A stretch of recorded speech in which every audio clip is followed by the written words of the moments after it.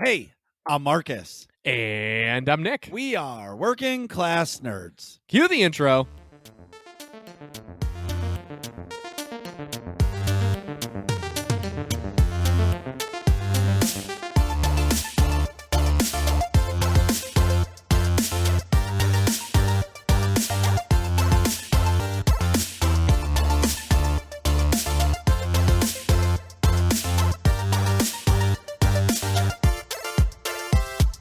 That's right, we are Working Class Nerds, the podcast that gives you no information about your favorite information. Today is Thursday, August 29th. Oh my God. It's August 26th. Let's do this again. Ready? Just be Ron Burgundy. You got to read it. Oh, shit. Fuck you, San Diego. Yeah. Stay classy, San Diego. Here we go. Hey, I'm Marcus. And I'm Nick. We are working class nerds. Cue the intro. That's right. We are Working Class Nerds, the podcast that gives you no information about your favorite information. Today is Thursday, August 26th, 2021, and you can find this 119 and the Summer is Almost Over podcast on Apple Podcasts, Buzzsprout, Google Podcasts, Stitcher, Spotify, and anywhere you can find a podcast in the entire galaxy. You can also watch me play video games Tuesdays, Wednesdays, and Saturdays at twitch.tv/MarcusB814. And you can see me play video games every single Monday night at twitch.tv/NickVern51. And you can find the both of us on Twitter. I am at MarcusB814. And I am at Nick Vern, that's NickVern. And this week's episode, we have a returning guest. This gentleman is a man of many, many talents. He hosts not one, but two podcasts, and he's a streamer. Without further ado, welcome to the show, Chill. Hey, Marcus and Nick, how you guys doing? Awesome, thank you so much. Chill, thank you so much for coming on the show. Of course. And what have you been up to? Well, straight ahead for me, I've been doing the same thing for a little while, and I plan to for quite a while longer. The Ootinicast is now almost in its 10-year anniversary. We came out right before SWTOR itself. We came out in October of 2011. That is so crazy. Yeah, isn't that amazing? So crazy. It is amazing. We did that for the first few years we're weekly, and now we're bi-weekly. But if you math that out, we just had episode 420. Amusingly, and so we had fun with that, a little bit of fun with that. I think we're on 421 now, and yeah, it's been amazing. It's been an amazing run. My other podcast is called Cryptobiography, and that is a fiction podcast I write every week, and then I just read what I write, essentially. And that's every Sunday, and I've been doing that a few years. I'm on episode 218 with that. So it's basically short stories, essentially, is what they end up being after a few weeks worth each. So, I was going to say, and if two podcasts aren't enough, you also stream. Yes. How many days a week do you stream? Every day. I stream every day. I'm on at least, I don't stream quite the way Kitty does, where he makes like a second job out of it, and he's on every day, but he's also on for 5, 6, sometimes even longer per day. That's pretty crazy. But I am on usually like 2 to 4 hours is pretty typical for me. But every day. Yep. And that's at Chill's Room, twitch.tv/Chill's Room. Is it hard? Oh, we'll talk about more of it later, but is it hard to balance all three? To a degree, yes. I would say, like, if life got any more complicated, I would have to cut back pretty quickly on probably the streaming, I would say. I would want to keep the podcast because those, involve, they're bigger deals to me than the streaming is. Essentially, the streaming is fun, but for me, it's an excuse to play SWTOR mostly. I play some League as well, but I mostly play SWTOR on it, and that it keeps my hand in so that I'm always kind of fresh for the Ootinicast. I'm never in a situation where I'm trying to talk about a game where maybe I haven't where I haven't played it for a while, that sort of thing. Yeah. In fact, if you might remember, Tio actually had to leave the Ootinicast, and that was his main reason. Is just he got too busy. He hadn't played the game for a while, or very sporadically, and he just wasn't fresh enough on the game, and so he didn't feel it was really. He felt like it wasn't no longer his place really to be a podcaster for a game that he wasn't actively playing. And I respected that, and I feel the same way. And I certainly wouldn't cut it cut streaming down to like nothing where I wouldn't do it at all. But if I found like life was getting really busy, I would find a way to cut that out first for me. But yes, it's a bit of a balance. I have a very weird life situation where I do not have to have a normal job. So that is also a big factor, actually. Like I would not recommend people doing like multiple podcasts and daily streaming if you also have a 40-hour-a-week job. Right. Like Kitty has a big streaming job and he has a regular job, and he does do the Ootinicast, but I try to keep that easy for him. He basically does, I do most of the show notes. I do the editing and stuff like that. I keep it easy for him. Yeah. And for him, it's not a huge time commitment, which is great. It's like I say about Nick. Nick's the talent. I bring Nick Right. in. Nick's the guy that brings everybody to the show. We just put it together. Right.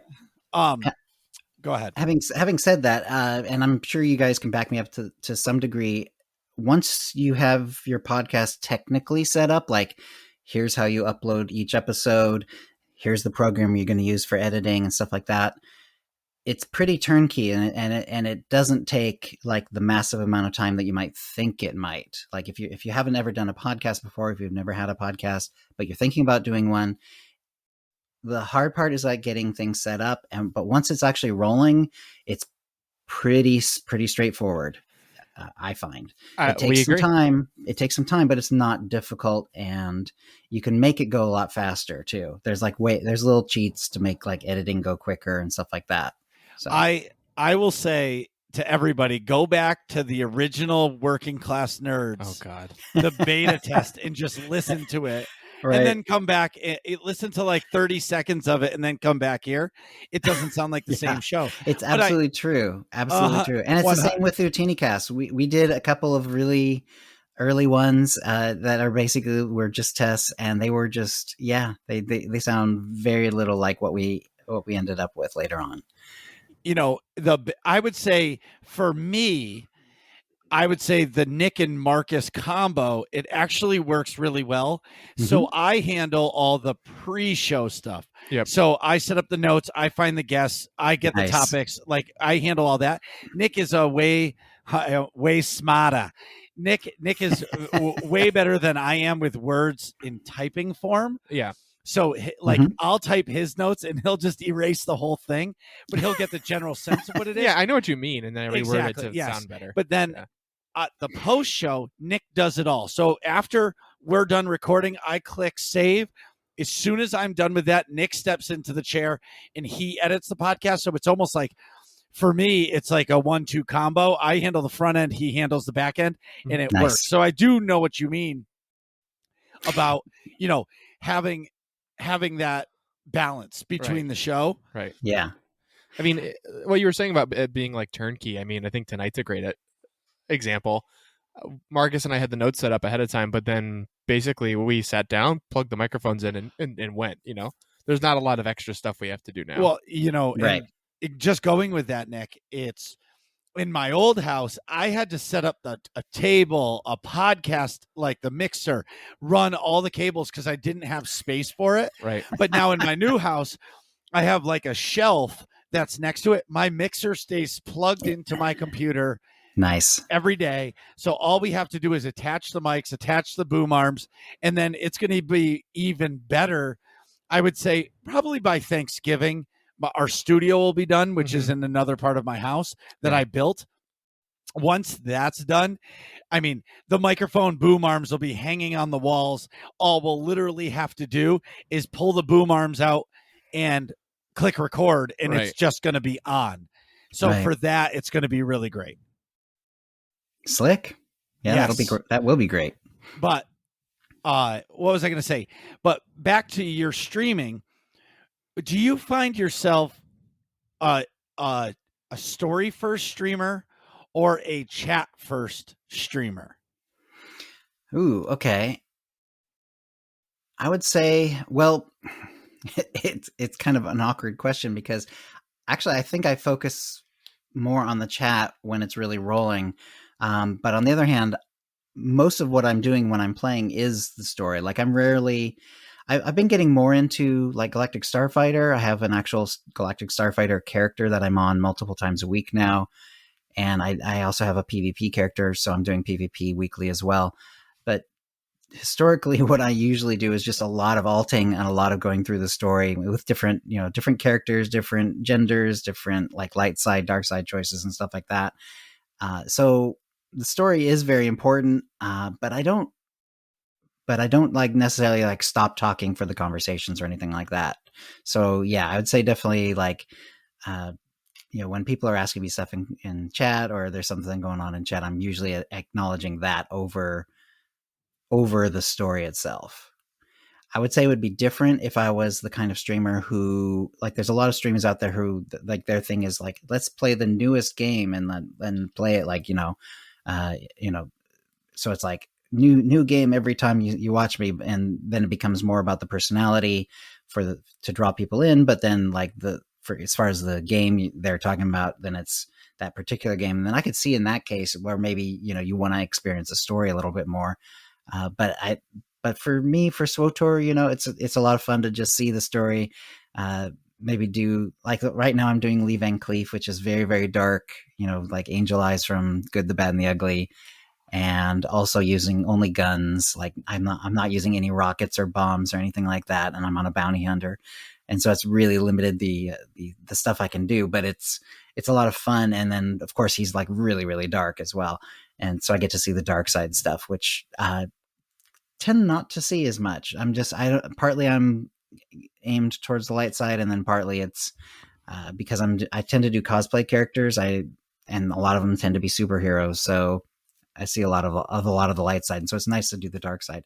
But anyway, that's sort of how I do it. It's like the story is very important, but if things are cooking in the conversation, I'm just talking right over the combos sometimes. That I understand. Yeah. Well, what do you think, Nick? Oh, I think it's awesome. What have you been doing? What have I been doing? Well, I've been watching a lot of different Marvel content, honestly. Yeah. Tell me about it. So, Chill, what were we going to say? Yeah, just Disney Plus for the win, man. Yeah. So, I don't know if you're not on the up and up on Marvel content. What If came out a couple weeks ago, and they're on episode 3 is now out. I did not watch episode 3 before the show. Me neither. I have not seen it either, but I've seen the other two. Yes. Full disclosure, I fell asleep by accident and took like an hour and a half accidental nap before the show. So I was gonna watch it, but then I, fell asleep. It's one of those things where it's like you lay on your bed and with all the lights on, you're like, I'm just gonna play on my phone for a second and just relax after work, and then you just crash. And then I woke up to Marcus calling me like, "Hey, are you on your way over?" Like, I will be in about 2 minutes. but that's how it happens. Yeah. Sometimes like when you're done and you just with doing whatever you have to do, you sit down and it feels so good to just sit down, and you're sitting there and all of a sudden you're like, wow, this is really comfortable. Yeah. Good night. Night. Yeah. That's exactly what happened.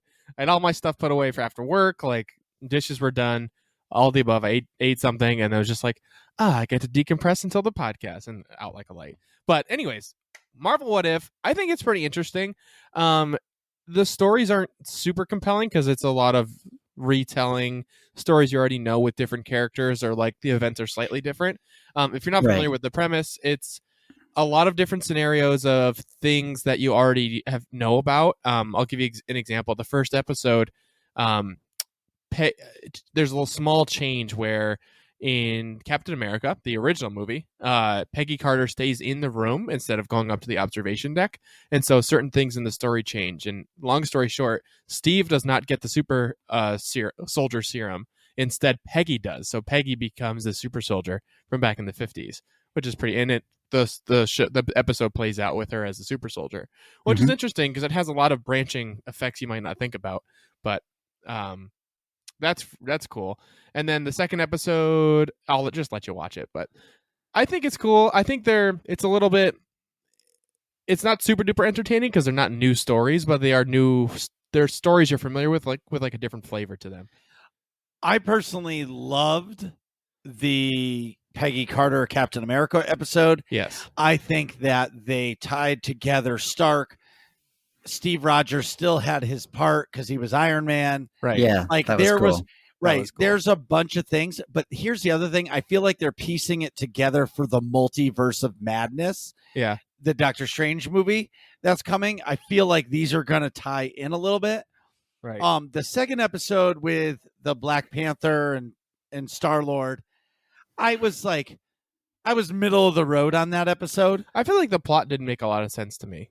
Yeah, I kind of felt the same way. There were some fun bits and everything, but it did feel to me like they were trying to just bring whatever in close that they could, Right. just for the sake of, because this is a what if episode, so like everything has to be like a reference to something else. Right. And I think they need to relax and like hopefully they'll like actually start to tell their own stories eventually. I Right, understand right. why maybe the first few episodes are like this, where they're highly reliant on referencing the movies and the TV shows and everything else. Mm-hmm. But I do hope that, yes, there'll still be references and it will start at a place where close to where we know, but that we can actually just kind of have a story, but that just wildly goes off in its own tangents, Right. like what happens if Uncle Ben doesn't die right after Peter Parker gets his powers, like something like that. And it's like, does he even become Spider-Man? Does he become a good guy? Maybe he becomes a bad guy, or, maybe he doesn't really learn to watch the control of his powers. Right. Becomes more of an the way he anti-hero. does. And then what does that lead to? And, stuff like that could be really, really cool. And, and I hope hope to see something like that later on. But yeah, for some reason, I don't know why, because both of the first two episodes were very highly referential to other movies, but I do feel like it felt a little more clever and a little better put together in the first episode. Agreed. I think that it might be stemming largely from, like the whole episode, if you don't know, is premised on T'Challa being the one who gets abducted instead of Peter Quinn or Quill. I forget his last name. It's Quill. Peter Quill. Yeah. Thank you. And I feel like a lot of what makes Star-Lord is because he's Peter Quill, and because he's like that planet star figure person's son. So he's like half Ego. Yeah. Ego. Thank you. He's half. He's got like half of Ego's powers essentially. So like that's part of what makes Star-Lord. Whereas T'Challa, he's essentially a human, but like if he didn't go through his Black Panther stuff yet because his dad's still alive, then I don't know. He doesn't have like the superpowers yet. Like if he gets abducted as a kid, he doesn't become Black Panther. But in this, he like kind of has some of the Black Panther powers too. So it doesn't quite make sense as to how this version of Star-Lord's like, an upgraded human basically. But beyond that, I thought it was pretty interesting, but it just sort of didn't quite make sense. You had to suspend some extra disbelief to really get through it. But outside of that, in terms of other Marvel stuff, we got a full trailer for Spider-Man No Way Home, which was really cool. Wicked. Have you seen it, Marcus? Very trippy. Yes. Very trippy. Yeah. Very trippy. I did not. I think I heard way back when that Doctor Strange was going to be in it. I didn't realize he was going to be like a main character. I thought it might be an appearance, but from the trailer, he is like all involved all the time. A couple of quick highlights. If you haven't seen it, pause the show and go watch it.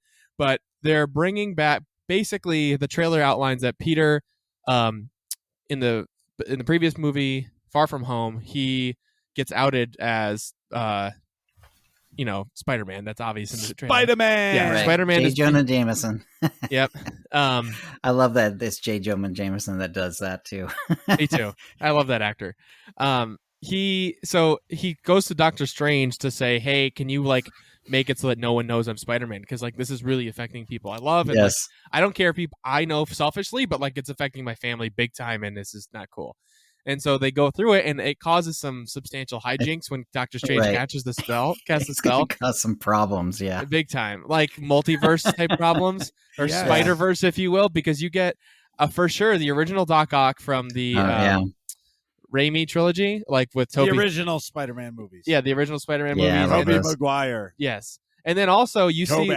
see like a Green Goblin pumpkin bomb, but you hear William Dafoe's voice. So that's like Tobey Maguire Spider-Man's Green Goblin also. Yeah, that's so which is Harkening really back, cool. which is great. Yeah. And then I think people were debating in one shot you can see like this big hulking figure like blasting through a window or something behind Peter, and it was a debate as to whether it's the Lizard from the Amazing Spider-Man or Venom, but I'm pretty sure it's the Lizard, and New Rockstars thinks so too, and I trust their content. But so that would be pulling from the Amazing Spider-Man also.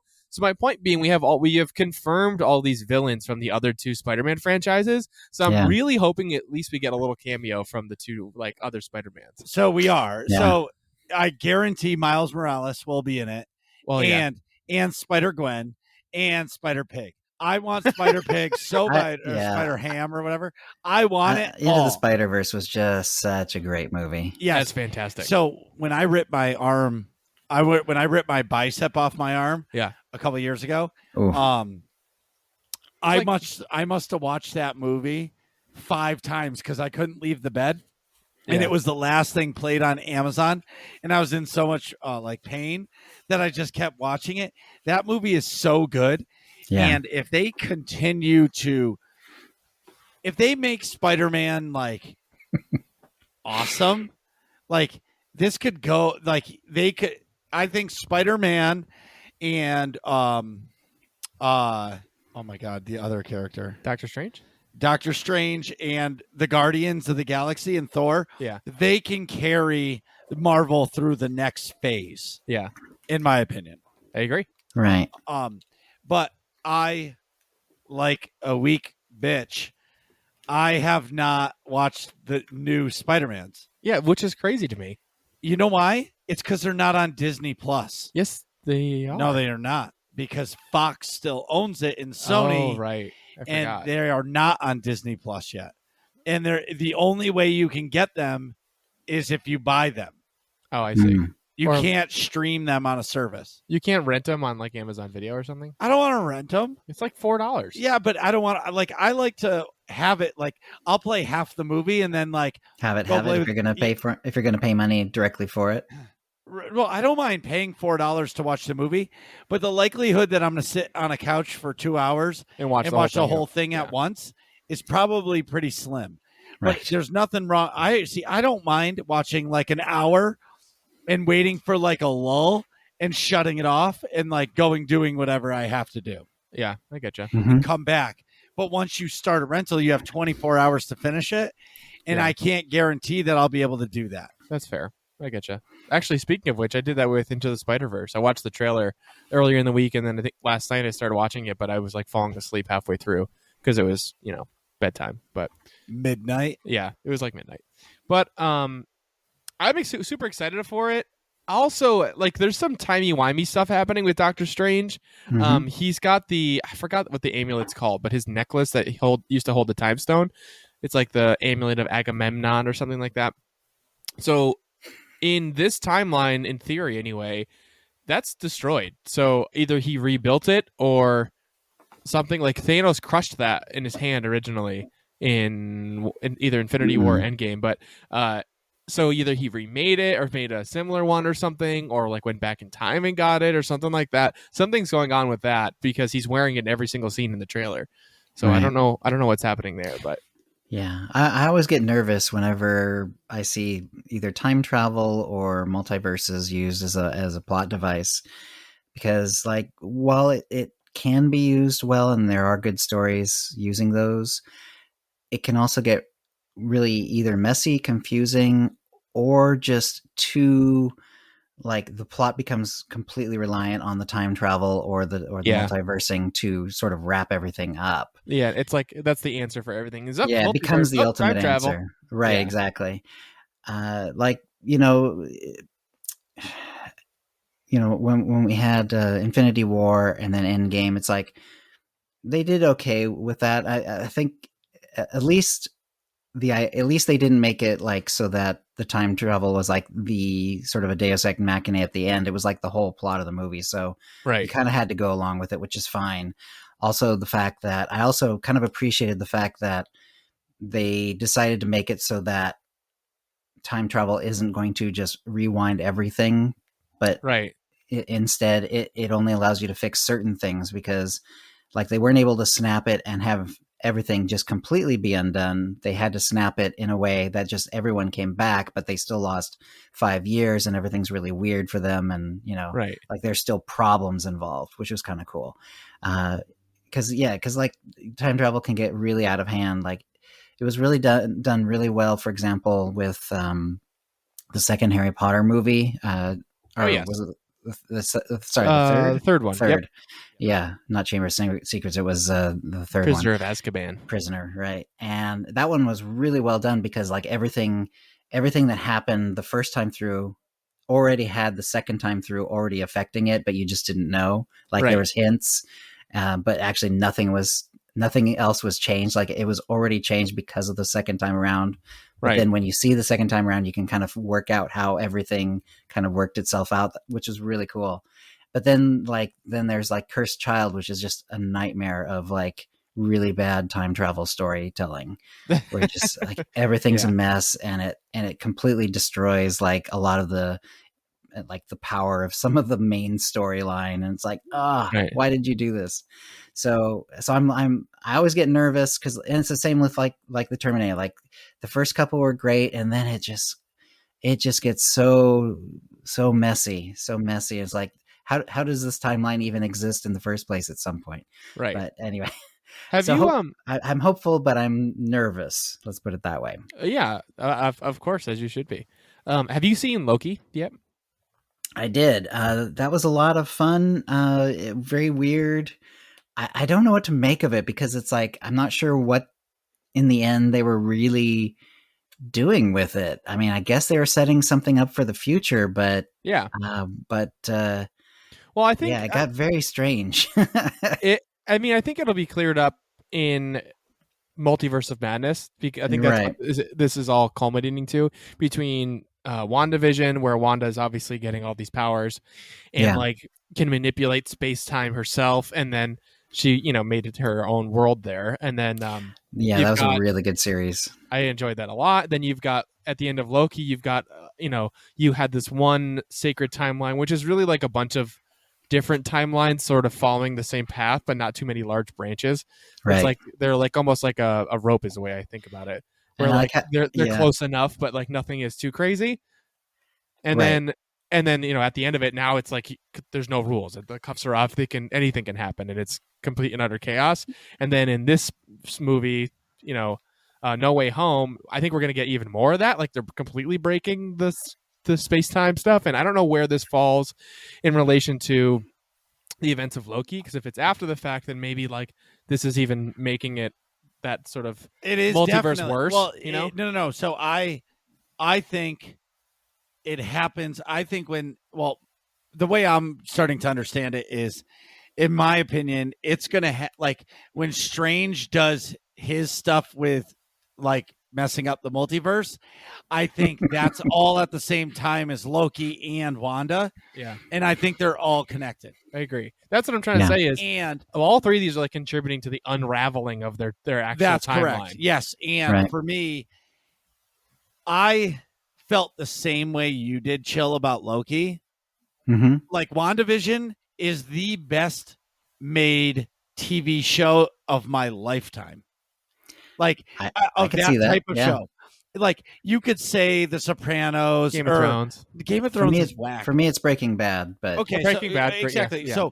So like you could say all those shows are the greatest shows, but like the innovation and WandaVision and the way the show progressed to the end.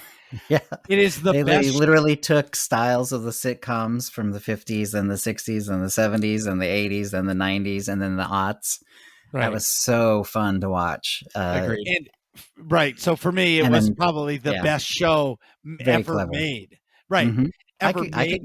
I could go with that. Yeah, that's awesome. Yeah. Well, and the other shows are still great in their own genre. Yeah, their own flavor. Like I look at The Sopranos, Game of Thrones, and Breaking Bad as not like a sitcom kind of. Yeah, it's a different format. It's a different format show, but all of even Loki.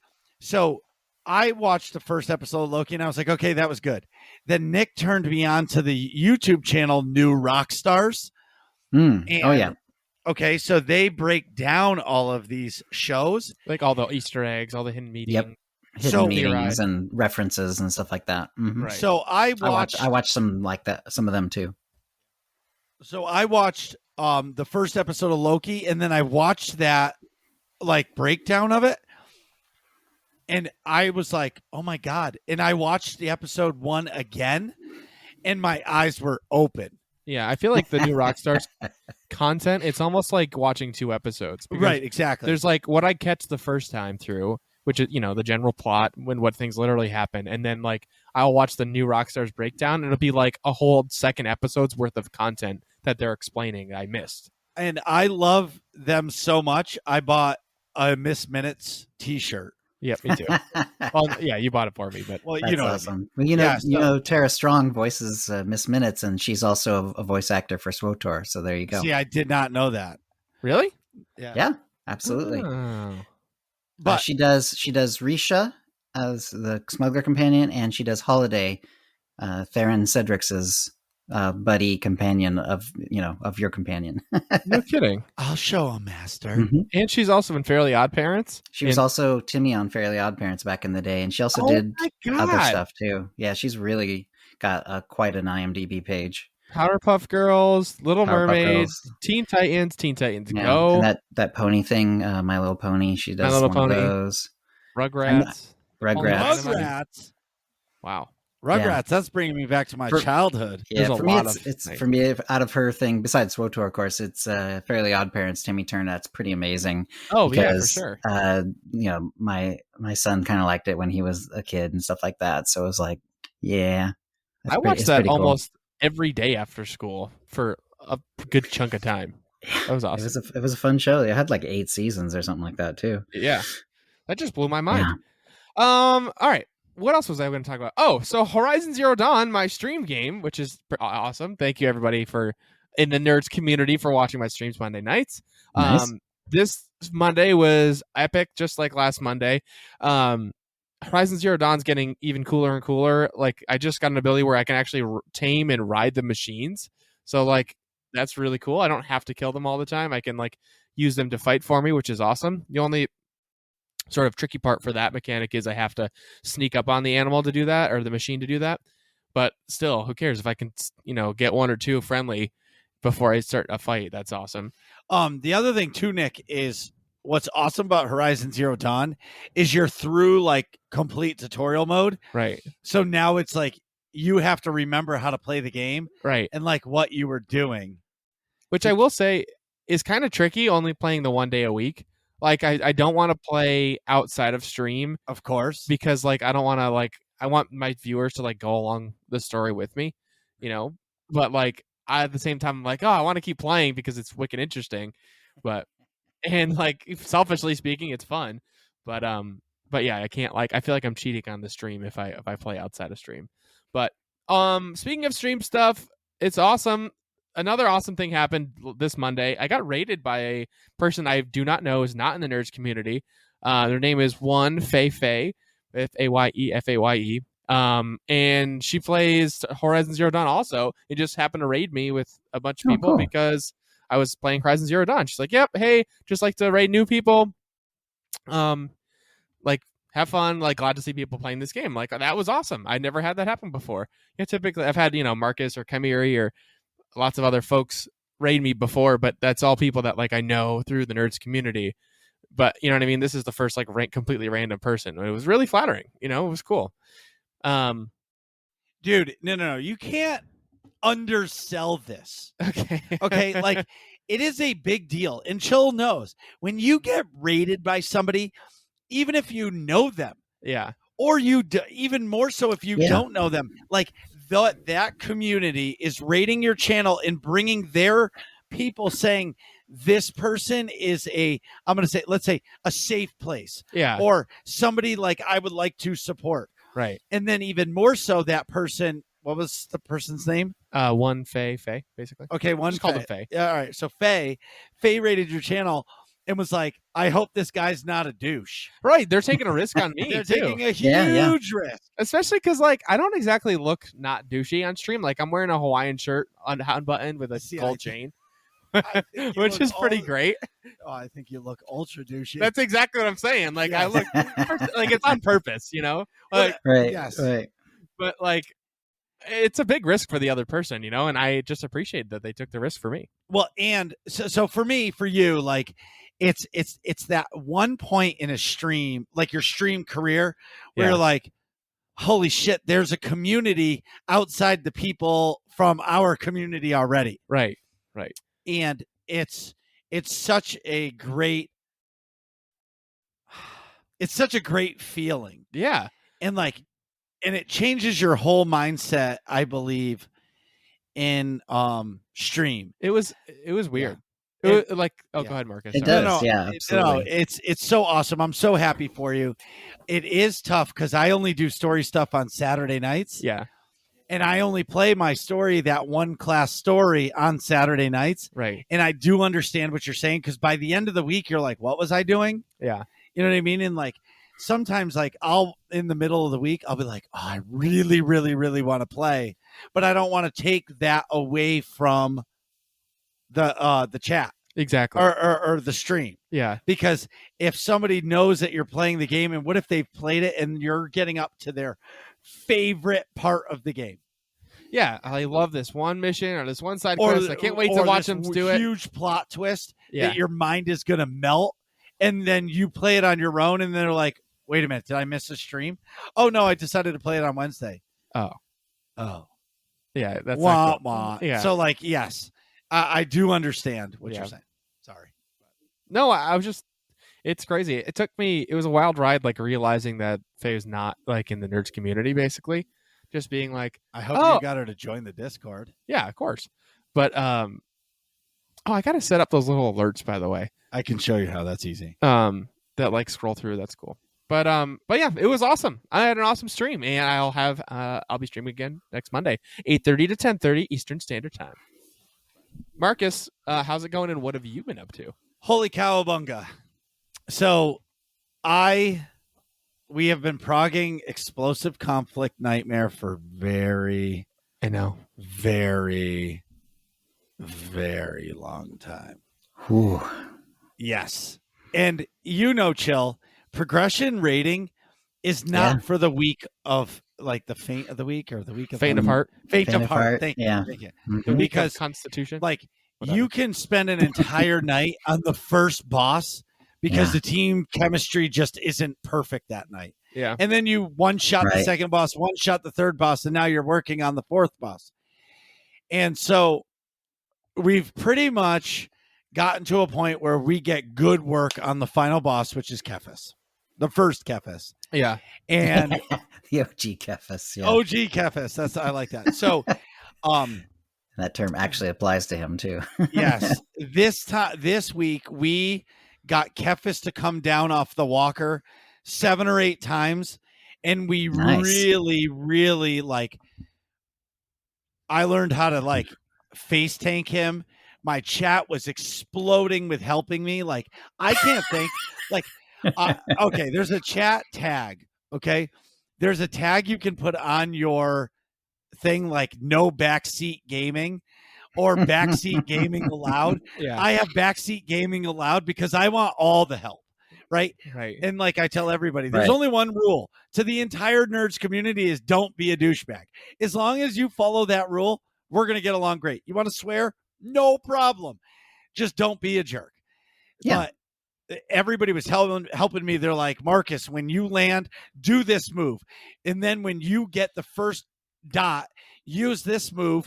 And then you should be okay to stand there and take it until he jumps in the air. And then you move on to the next cooldown. There was one point, and you guys will laugh. So let's say I'm not going to tell you what keybinds they are because I'm not going to throw everybody for a loop. But they're on your mouse, right? No. My defensive cooldowns, when I went to hit them, I was almost dead. I used like 3 major defensives to survive all at one time. I like freaked out, and I hit all 3. And my chat exploded like, dude, you just used all 3 of your defensives at the same time. You don't need to do that. And I was like, I was melting. because I was full freaking out. panic. Yeah. Full panic mode, like save me. Full And- button mashing. Yeah, full button mashing. Like Mortal Kombat at the arcade. But as I said, as customary, like I've been working on beating a nightmare operation for about a year and a half. I've never beat an entire nightmare op. And when this happens, You're not starting with an easy one. Holy crap. well, I don't know which one is easy. Yeah, well, none of them are easy, I guess, but Yeah. holy cow. I mean, Well- EC, even back in the day when they only had like the two hard, the harder, the basic and the harder version, it's like the hard version was just brutal. I mean, Yeah. that's the one that Tio and I, when we were all doing Operation Progression back in the day, that we were banging our heads against that for so long, man. That was just rough. I don't even want to think about doing Nightmare on that. Well, right. So but it feels good until when you get to so the walker died a couple times last night and it was only that's kept us on awesome. the ground. That's such a good feeling. So Mhm. I definitely think next week might be our week. And Ooh. I don't know what my emotion's going to be when I finally get a full nightmare clear. Oh my God, that's going to be amazing. I'll probably hear you yelling from Ludlow. I don't know. Just 20 Am minutes I gonna scream and freak out, or am I gonna cry? Like, what emotion comes out when you fight? Like, I've worked so hard to get to this point. Yeah. Like, wow, right? And this past week, I got legendary finally because I raid so much. I've never finished all the class stories, and because Oh, wow. of streaming, I finally did. Yeah. And that was a great feeling too, because now that's a check mark done. Yeah, now you're like a real SWTOR person. You got legendary status. Right. But I will say BioWare, and I know the game's been out for 10 years, but you should make it a little bit bigger of a deal when you beat every class story. Like, you should get this big achievement that pops up on your screen that says you are now legendary. Right. Yeah. Or you are now legend. Wait for it. Dairy. Right. You know what I mean? Or something like that. Yeah. But But hey, you do get the flare, and the flare is one of the best ones in the game. I still think, yes, even after all this time. sure. It's basically the SWTOR symbol essentially with a lot of gold. I love it. I use it almost exclusively. Right. Oh, And I get so I'm with you on that. So it's like streaming has brought so many successes for me, and it feels really, really good. But when we beat Kephis, I'll be doing a 30-day subcode and giving away, this is one gift or one raffle, 30-day subcode and 2,400 cartel coins. Wow. Wow. That's a big old prize. Listen, That's a nice prize. my chat has been with me all this time. This, when we beat, we progged the hard mode Duxin, the final boss there. We progged Gods from the Machine. We've been through it all. It's time to get a win. So awesome. Yeah, I'm so excited. Okay. Wait a minute. Never mind. Go ahead. Okay, so Destiny 2 just came out with a new season. As you guys know, that is my I'm addicted to this game kind of game. I don't stream it.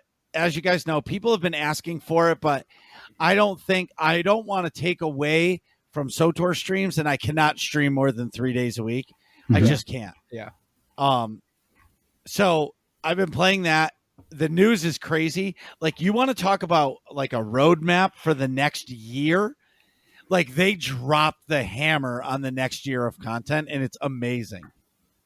So then the final thing is this year I was like, you know what? I want to buy the new FIFA game.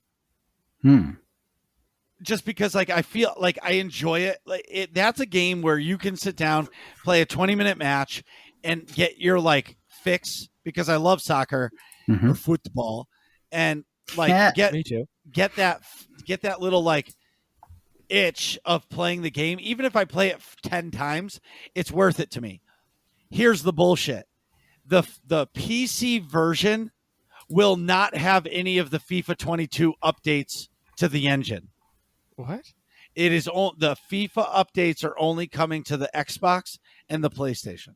So the PlayStation and the Xbox version are the superior version.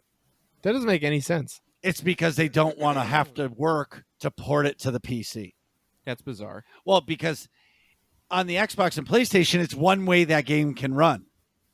On a PC, you have to have the minimum requirements to play the game, and then the ladder for the recommended. You know what I mean? Right. So they've got to work it a lot more to balance the whole thing, where they could just put out the 21 version with the 22 graphics and just put it out there. EA, you suck. That does suck. Lame. I like FIFA too, but either way, I'm excited. It's pretty exciting. So now, fellow streamer OG, great dude. He asked me to say they're doing a Halloween costume contest 2021, heroes versus villains. The sponsors are OG, and there's a few other people. All entries must be submitted between October 1st and October 22nd. Uh-huh. You can enter up to 2 costumes, however, cannot be on the same tune. All entries must be also submitted with a picture of who you are portraying. All decisions are final. Winners to be announced on October 29th. They're saying that the prizes are billions of credits, 60-day time card, blah, blah, blah. I will ask who to send this to. It doesn't say it on this flyer, but... Oh, it says for more details, please check their Discord and has a link to it. Oh, okay. So we'll put this link in the Discord, and we'll put this picture in it. We'll maybe make another channel. Yeah. Just for this Halloween event, because yeah, everybody loves costume contests. Mm-hmm. I mean... I do. Last night in my chat, they were talking about some loincloth. Okay. And they're like, I want the loincloth. And I'm like, what is the loincloth? And I'm guessing it's just some pretty skimpy underwear. Yeah, it's like Slave Leia has like the skirt that only covers the front and the back. Yes. That's a loincloth, basically. Oh, okay. Because it's a cloth that covers your loins. Yeah. Old-timey term. I think my favorite costume I've ever done was I was Rick from Rick and Morty, and I had like I had a legit like wig, like with the blue hair and a lab coat and like this shirt, correct colored shirt and everything. Sure. And I drew like a little bit of like puke on my face, kind of, and had a flask and a portal gun. It was awesome. But Marcus, what do we have in SWTOR news? Spicy incoming. Spicy incoming. Angry Marcus on the way. Uh-oh. Let me read the title while Angry Marcus is charging. So as of... I'm making the spirit bomb, and I'm aiming it towards the operative and the sniper. So now on PTS, first look at the sniper and operative combat styles. Want me to read the first paragraph? I'll cue it up while your spirit bomb is charging. Since our live stream in July, players have had the opportunity to access our public test server and give us initial feedback on the updates we're making to combat styles. Following the Jedi Guardian and Jedi Sentinel, we are now adding the updated sniper and operative combat styles to the PTS. So before we get into the details of how players can access this content, we wanted to share some of the philosophy behind our changes to the Imperial Agent. Marcus? Well, you know what their philosophy is? What? The devs play the operative and the sniper, so we're going to take away all of the moves of the Jedi Knight and the Sentinel. Well, let me rephrase. The Mara and the Jug. Yeah. And we're going to make sure that the operative and the sniper stay OP and the best of the best in the game. I am so hurt by this. And I knew this was going to happen because like the whole thing about an operative is being able to stealth out, hide around a corner, roll, do all these things to evade because you're an operative, right? Yeah. But when you're taking key abilities from a Jedi, now mind you, this is Star Wars. Isn't the Jedi Knight supposed to be the most powerful force person in the galaxy? Pretty much. Yeah. And the Sith should clash with them, yeah.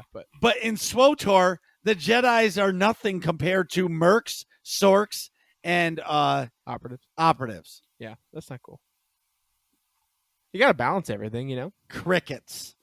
So I got salty on this. Of course. And, here's the other thing that I don't understand. So fast forward, I'm being positive, Marcus, now. Okay. They want us to test the class combat changes with all the new abilities, Yeah. but yet you're capped at level 75. Character copy is still not available, so you're going to have to make your own character, then make all your bar moves to get to be where you remember it. Then the set bonuses are not enabled during this phase of the PTS. Okay. And most of your ability mobs are functional, but some will be marked in development to clarify that maybe various stages of development not 100% functional, as the ability tree is whip. Work in progress. Why release something if it's not ready? And this is the thing, and you guys, everybody says to me all the time, oh, Marcus, it's a PTS, it's a public test server. You're not testing anything except you're throwing the abilities on the bar that you're accepted. You're okay, we're purging half of the abilities. Here's the ones we have. Let me know what you think. Well, in the new era, Chris Schmidt just did an interview on the Escape podcast with Max and Seema. Yep. And he said that our current set bonuses in the new era will be null and void. Okay. So you're going to need new gear.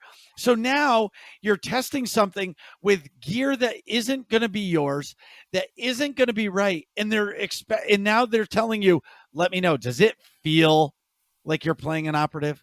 Does it feel like you're playing a Jedi? No, you're making me choose between two of my favorite moves. Hey, you're a Jedi. You can't throw your saber anymore.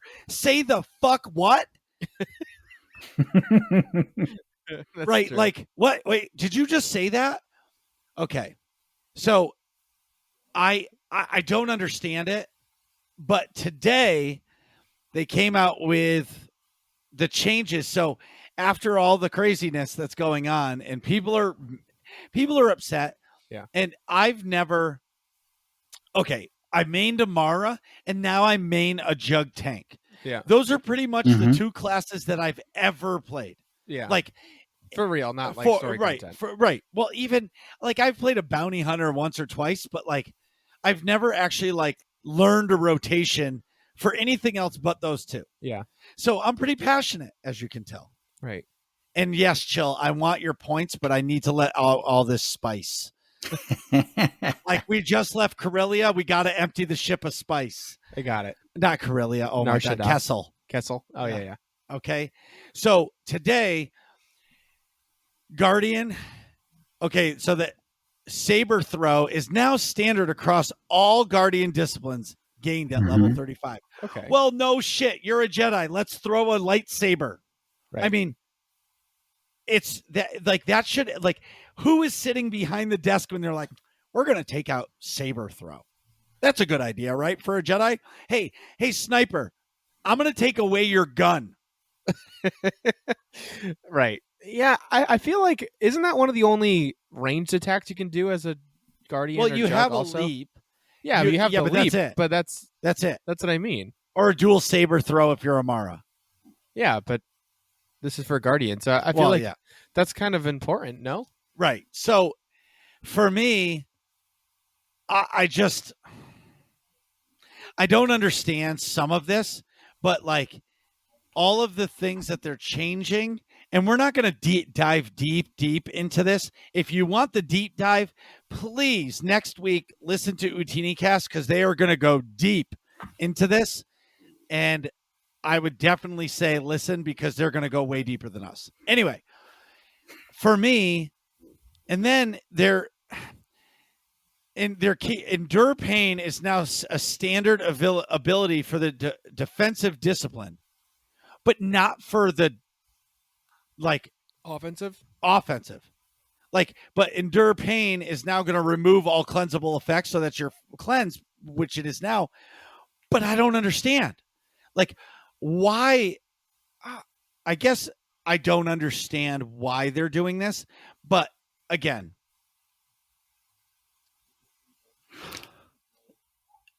Yeah, we don't have access to their, to their teams and figuring out why exactly, but there's definitely a big push towards reducing the number of abilities. Like there's been a lot of ability bloat in the game. A lot of people actually have like multiple full bars of abilities, and it is getting a little bit out of hand at some point. And then the question is like, how do they pare this down? Some of it I think is going to work better than others. Like I definitely thought I don't know about the current PTS so much, but the last PTS, when they took 3 like iconic abilities, like the Mad Dash and the Inure or whatever it's called, and then and Saber Throw, and you only get one of those 3. That felt really, really bad. That was like really nasty. So it's good that they're like, kind of getting away from that and like bringing back some of these abilities, or there are better ways to reduce the amount of abilities in the game, and I think they're working on that as well, where it's like some of the utilities, like some of the, like if you've got like a heal cut ability, where it debuffs their potential to be healed for a few seconds, that doesn't need to be a separate ability. Let's put it with something else, like maybe another utility that like slows or something. So there's one button to push for utilities instead of 2. And yes, that's still slightly different. Like you still might want to, slow them and then you want to heal them, and that won't be available anymore. But at least that's a way of getting rid of some abilities without like, here's like the like Mad Dash is like a crazy cool ability, and it's like getting rid of that for some of the Juggernauts and Guardians is going to feel really bad. So I'm hoping that like they figure out, like, because it's amusing that like the Mad Dash is like so interesting, and then Inure is like a really important defensive cooldown, right? But they're not playing around more with just getting rid of some of the offensive abilities that, it's like a lot of them are pretty similar. Like there's a lot of saber swings in the game, and I could see like cutting out 1 or 2 of those and putting maybe some of the passives that they have, or some of the interactions that they have with other abilities, and but you're still swinging a lightsaber. Well, Right. So going one step further, it says Guardian Leap, which is your leap, is now available at level 35 for tanks. That's it. Wait a minute. So what is the gap closer going to be for a DPS jug? That doesn't sound right to me. Let's see. And they said defensive card. Like, how are you going to take away the leap from a jug, but the operative can still stealth out and he can still roll twice? Well, Guardian Leap is the defensive one. It's not the offensive one. So where's it saying about the regular jump? Well, I thought the Guardian Leap is the leap. The Guardian Leap is the leap onto a friendly person that then lets them take less damage. See, the whole that's why it's called Intercede as well. Yeah, it's called Intercede. Oh, yeah. Yes. So I didn't see that. So all I'm trying to say is I don't understand why they're purging. Like, I understand the ability bloat. It's very clear to me that the Jug and the Mara were the first ones out there because they're just like, throw them to the wind. Well, and who cares? Like on Max and Seema's podcast, they were talking about, well, so what? You're losing Mad Dash. It's not a big deal because you don't main those. And that's why I'm really excited. Like the operative players are not mad at all. They're like, this is freaking awesome. Yeah. Like, yeah, we're losing some of our moves, but if you look at the moves we have, it's not that bad. And everybody's saying how the Jug is getting it the worst out of everybody so far. I'm waiting for the Merc because I feel like everybody's just waiting for that. The Merc and the Sork. I feel like that's where the opinions will go. And the other side of that, I don't understand, and this is such a minor thing. Why would they do this on the pub side when most of the population of the game plays on the imp? Is it just so people don't rage as hard when they see the names? Because look at, I used Guardian Leap, and I thought that was my gap closer, not Intercede. Right. Because I don't know. Yeah, I don't know, but then they're doing operative sniper, so they're at least doing something on the Empire side. I don't know why they're choosing one side or the other. For all I know, it could be a coin flip, but I'm sure they have. I'm joking. I'm sure there's some reason, but I have no idea what it is. Yeah. So, yeah. I mean, there's definitely a big push to reduce the amount of abilities and the amount of actives, especially. Like, right. They're trying to make more things passive, put passives together and stuff like that. So, they're really pushing that. And then the question is like, how do they do that without turning a class into a different class completely? And it sounds like, yeah, maybe especially for you, Marcus, like the Guardian, they're not doing a good job, but apparently there's a way to do it. Like if they figured out a way that the operatives actually they still feel like operatives, and yeah, they maybe miss this one ability or whatever, but they can play around it or play without it and not feel much different. Then apparently there is sort of a happy medium that they can find, and then hopefully they'll go back. And I know that they've already done this to some degree, where they've taken some of the early versions, and then like the next time it came out, then it was a lot less harsh. Like they're not making us do the choice between three different like really important or like really absolutely classic abilities, and then they're not doing that sort of thing so much. So it's hopefully this sort of feedback is working, because like if we are seeing these sort of changes, then we can eventually get it to a point where like they're still getting what they want, which apparently is fewer buttons to push, but still make people like feel like they're not getting a different class altogether. So, and it's interesting actually watching this process for me, because it's like this is a pretty big change to the game and overall. Like we talked on the last Ootinicast, like what they could have done is they could have done combat styles, because what combat styles ultimately is it's just separating the class story from your combat class. They're basically just taking all the combat stuff of your class, of your character, which is basically your advanced class, but some of your basic class. So it gets complicated, but basically anything that's a combat thing, and that's just separated from your class, from the voice actor, the story you see, the companions you get during your class story, that sort of thing. And then all that is just being moved around. So like so instead of a sniper, now I'm using two guns. I'm using a gunslinger, to use a simple version. But they could have left it there, and it would have been like a lot easier for people to kind of wrap their heads around, because we're getting it gets complicated, because now it's like, yes, you're separating the combat stuff out, and you can change that around, but also we're also going to make a bunch of changes to the classes themselves, so they're not even the same.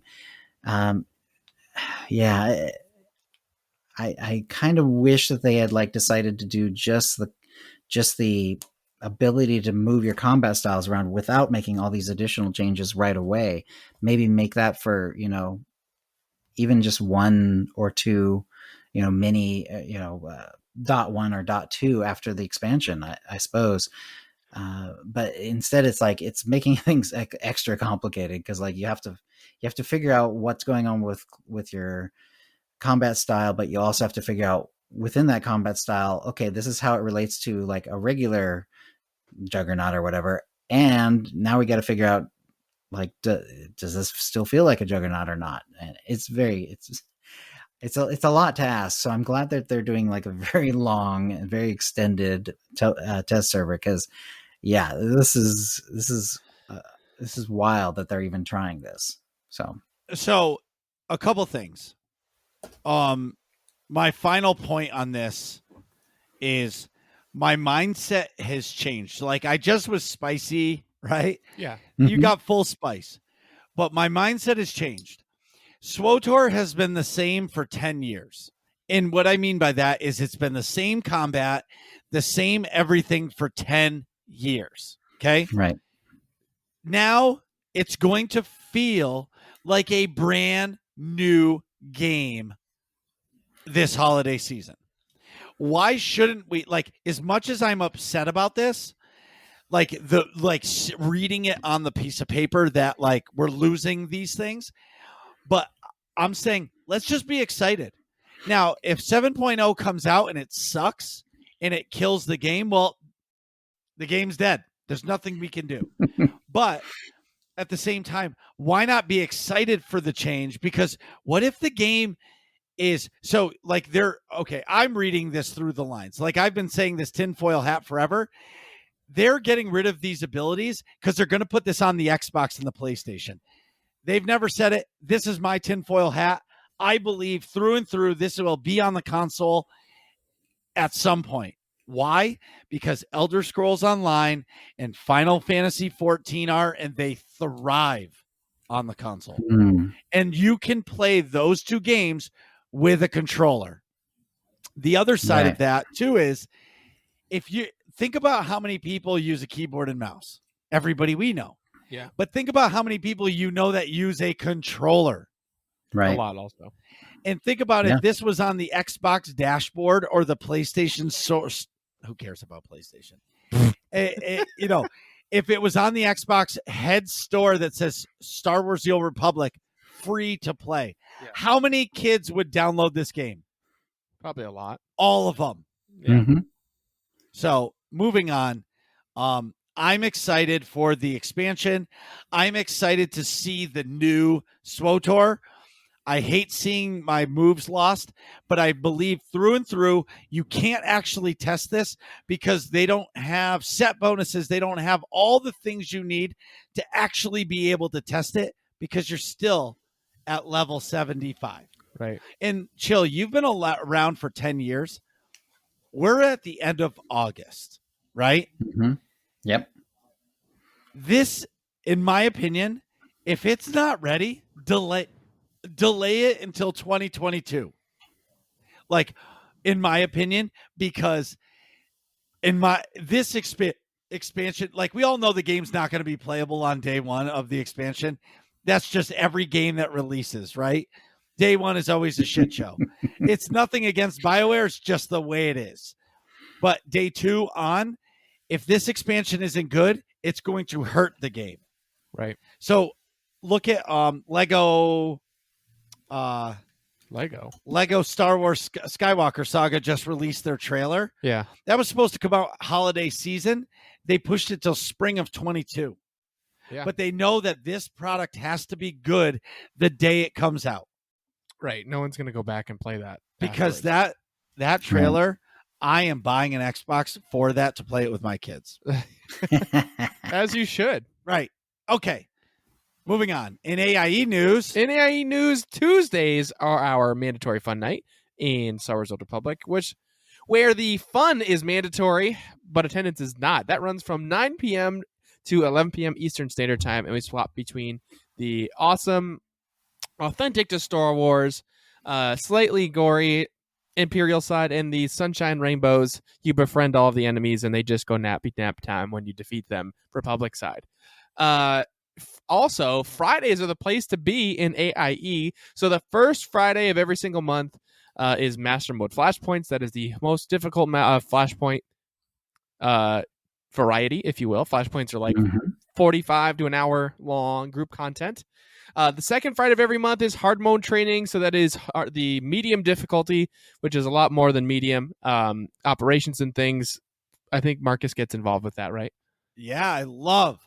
So last week we didn't have enough healers. Yeah. Or 2 weeks ago, so we just went to Gods from the Sheen. We were going to do hard mode Tithe, but we just didn't have it, so we did story mode. It was still fun. It was awesome. Yeah. Last week for the achievements, I think I think they took the week off, but instead they did like the pet hunt on Mandatory Fun Night. Yeah. Or maybe that was 2 weeks ago. But anyway, and then the fourth. No, hold on. Third Friday is achievement. Yeah, third Friday is achievement hunting. Yeah. And then the fourth Friday. Wait, did you say fourth Friday? Yeah, it's the fourth Friday of every month. So that's tomorrow. That's tomorrow. Is the fourth Friday. Do you know how many Fridays that is? No. It's 4. That's Friday, Friday, Friday, Friday, and it's Mega, the monthly Epic Guild activity, where we'll sell you the whole seat, but you only need the edge. Friday. Tomorrow. So when you're listening to this, if you listen to it on Friday, it's tonight. If you've listened to it, well, you'll hear us talk about it next week. Yeah. So tomorrow night, we're going to be doing Guild PvP. So we're going to go to the player versus player. We're going to go to the Rishi Stronghold to start. We're going to talk about the different PvP etiquettes. We're going to play a little bit of hut ball, teach people how to throw the hut ball. We're going to learn how to kill people, how to defense, save yourself, run away, all that stuff. And then we'll go into some real matches with just the guild. So if you're afraid's not the word. If you don't want to be trash talked by the chat, it's just going to be us guildies talking shit to each other about our own match. It doesn't count for anything, but it'll be a lot of fun. And we'll probably do that for a little while, and then we'll go dive into something else. But tomorrow night, Guild PvP. And if all this sounds fun to you, go to aie-guild.org, get the Discord link in the top right-hand corner of the website, and ask for a guild invite. Whether or not you play Star Wars: The Old Republic or any of the other games that we play, we would love to have you. All right, and we have so we're going to have our typical break. Yeah. But we're doing a little test after the break sound. We're going to have a little commercial. So stay tuned for that. And after Nick uses the bathroom, we'll be right back. Hi, this is Dr. Gameology from the Gaming Persona podcast, and I have some exciting news for everybody. We just had our first guest on the show, Dr. Nick Yee from QuanticFoundry.com and from so many other places in the world of psych research and video games. And we had an amazing conversation about motivations for play and gender bending in the way we play MMOs and other style games. We would love for you to check us out on all podcasting platforms. Download, listen, and most of all, continue the journey. Jeez, Nick, hurry up. We're trying to finish this podcast.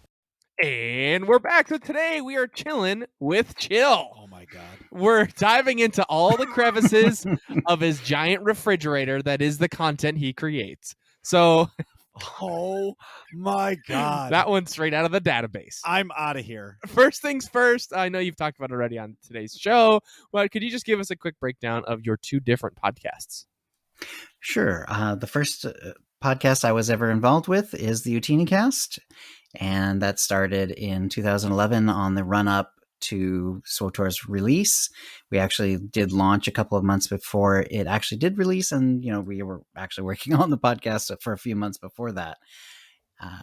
It's always been 2 co-hosts, and Tio and I were the starters, and he's actually still slightly involved. He's sort of my tech backup guy. Like when things go wrong technically, he's still there, stuff like that. So he still keeps his hand in a little bit.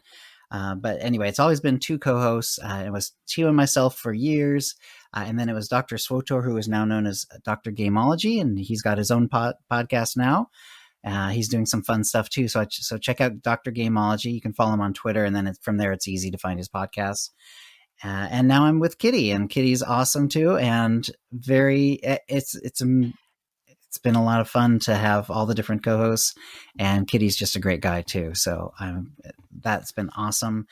Ootinicast has always been, it's like half just sort of us being ourselves, talking about the game and what we're doing in it and what we like about it and what we're worried about, or what, all that sort of stuff. And then half like news, like we try to provide, everyone with sort of a nice simplified update of what's going on without having to like dive through, what the devs are doing and everything else. There's, and that's the Ootinicast. We've been doing that for a long time. We're on episode 422 or something like that.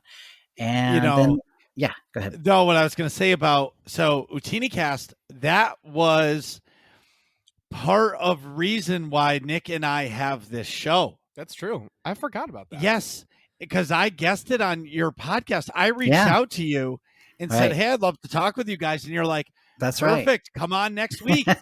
Yeah, it was fun. And It's true. Yeah. I appreciate that.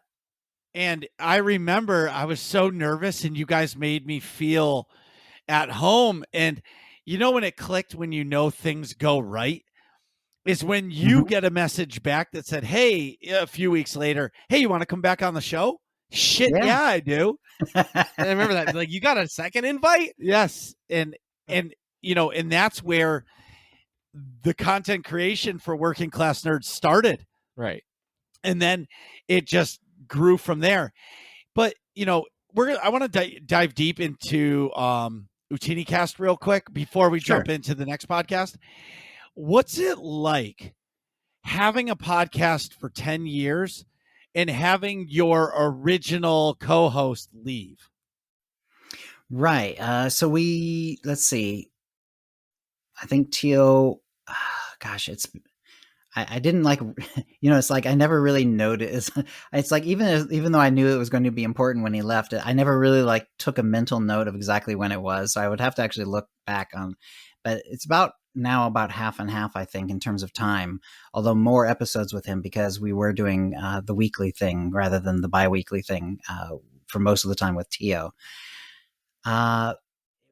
Yeah, when we changed, when that happened, and it sort of was I don't know how it felt for listeners, but for me, I knew it was kind of a long time coming because even when we were first putting together the podcast, Tio was even saying back then, like when we were talking, because we actually had little conversations about like what is a podcast to us and like what is a gaming podcast. And one of the things one of the points he came to a couple of times was that, because he had listened to a couple of podcasts where the co-hosts were no longer playing the game, but they were still making the podcast. Like the podcast was big enough that they were, that there was a community that they wanted to keep together or whatever, and maybe they were making money or not. Ootinicast is pretty low budget. We have a Patreon, but that's like it. And but anyway, and it was clear to him though that like listening to some of these other podcasts where like they had kind of gotten away from actually playing the game, but they were still putting out the podcast about the game, felt very wrong to him. Like that was like something he didn't want to get involved with. And so he did give me like a lot of warning, like I'm playing a lot less and I'm starting to feel a little weird about it. You know what I mean? Yeah. So fortunately I had some heads up and some warning, and it did feel very weird. And then the question is like, do we just go ahead and shutter? Cause we could have, there's nothing stopping us from just saying, hey, this is Tio and Chill and we're just going to stop. But I still was enjoying the game, and I was still, doing things in the game. And I still wanted to do the podcast. So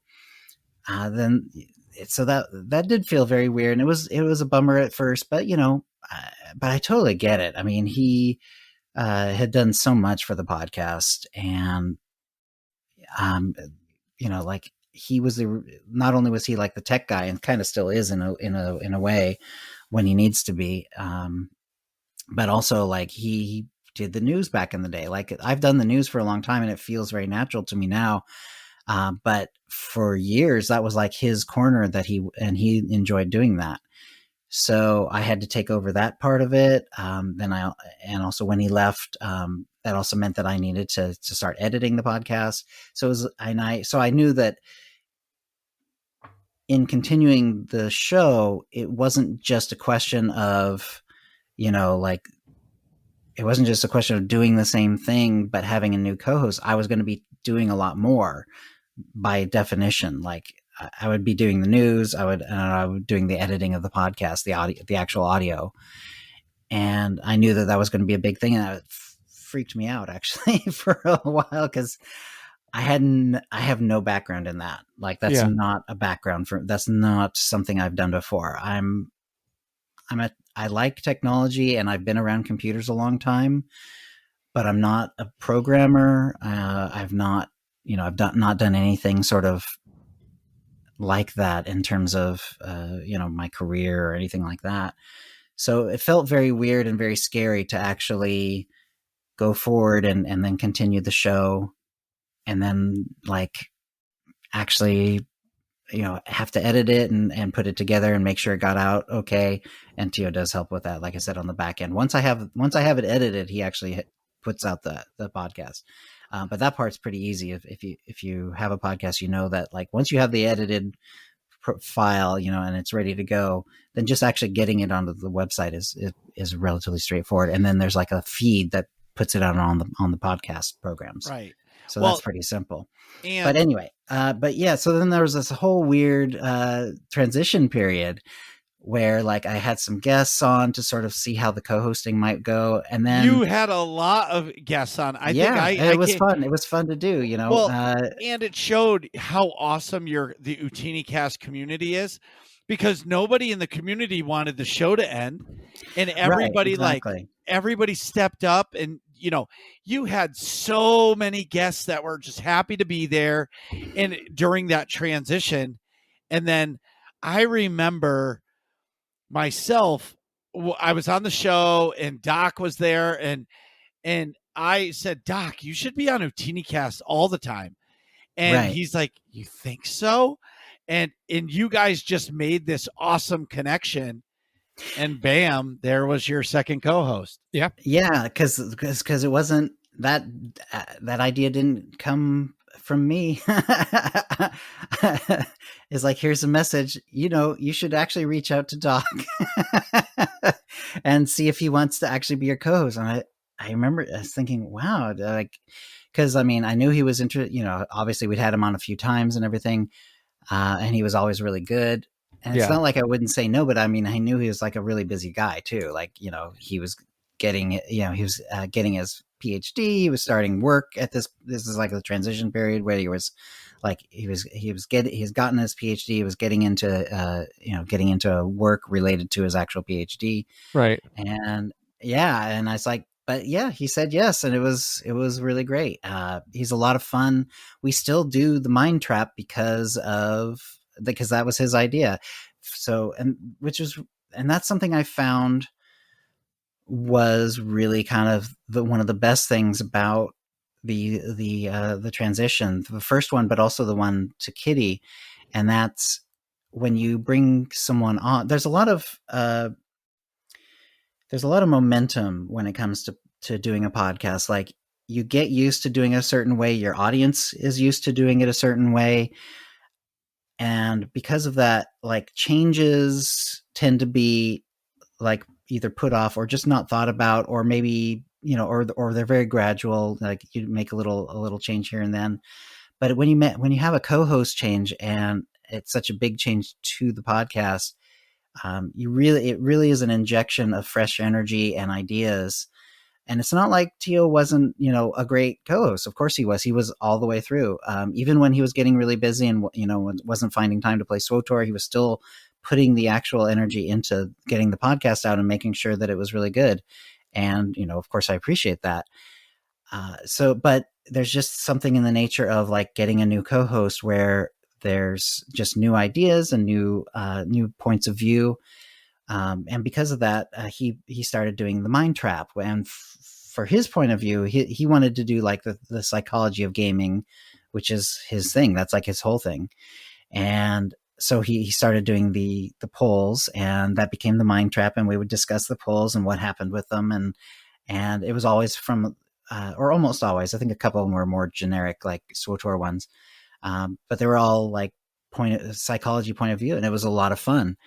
And I learned a lot, and it made me think about the game in a lot of different ways that I had not before. Because when you play the game a certain way, as I do, you don't always think about the many different ways that people engage with games. For some of them, it's almost like a therapy, and it's something they, that they almost have to have in order to keep themselves sort of emotionally on an even keel. Of course. Yeah, of course. It's absolutely that way for a lot of people. But also people engage with it in different ways. Some people have physical difficulties and they have to find their own special way of playing the game. And so there's a lot of interesting questions that that Doc and I went through during those episodes. And then he got busy. This is the theme, Right. And then we found Kitty, and Kitty was great. He'd been a guest as well, and he was. And I mean, Kitty's just the best. And he also brings like his own fresh perspective. He brings because he's like a pretty down to earth guy. He has a regular type job, but he's also really knocking out of the park with the streams. Like he's got a really good following. It's a whole community around his streams. He's having a ton of fun, and the people who watch him are having a ton of fun. And so having him on the show has been great too. And it's just, yeah. So every time you get these changes, like it really, it changes the flavor of the show, and that's always going to be a risk, but it's so far it's been okay. And, the people who like the Ootinicast have been following us through these changes, which is great. So selfishly, we love Kitty. Kitty is so awesome. He brings such an awesome vibe everywhere he goes, right? Absolutely. And he's so awesome. But now selfishly, I think he is like third time's a charm.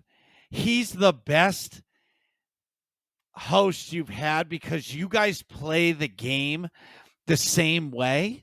Mm-hmm. In the sense of you both do the class stories and you play story content and stuff. Right. But what's awesome is when he starts talking about Darth Barris doing this, you're like, oh my God, I hate it when he does that and this, and you guys like feed off of each other.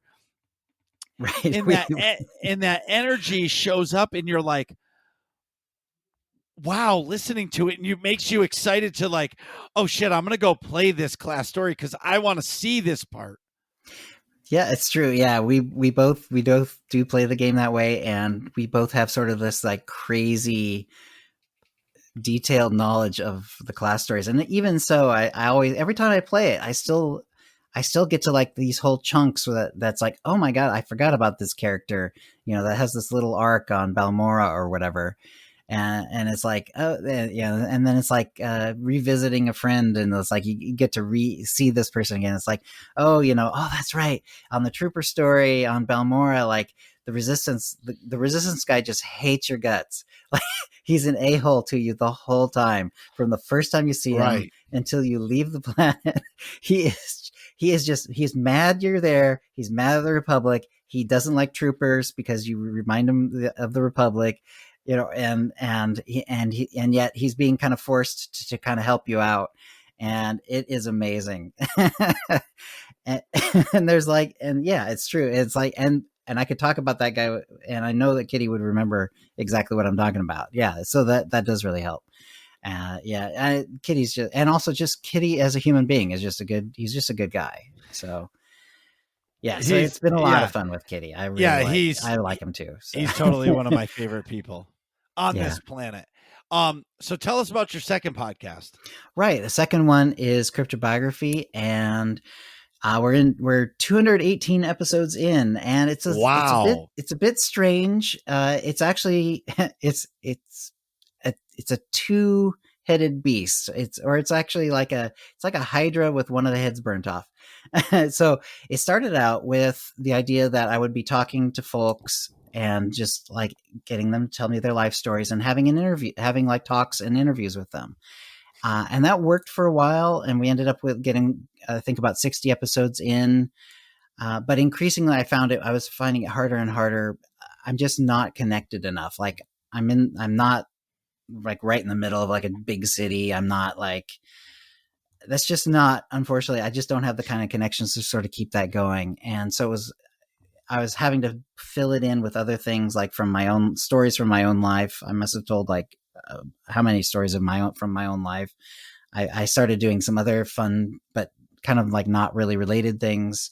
But still, I'm pretty proud of like a lot of those episodes. Like there's some really interesting interviews that you can go back and listen to. There's some people that we talked to that that were a lot of fun. I say we in like the editorial sense. It's really just me. Sure.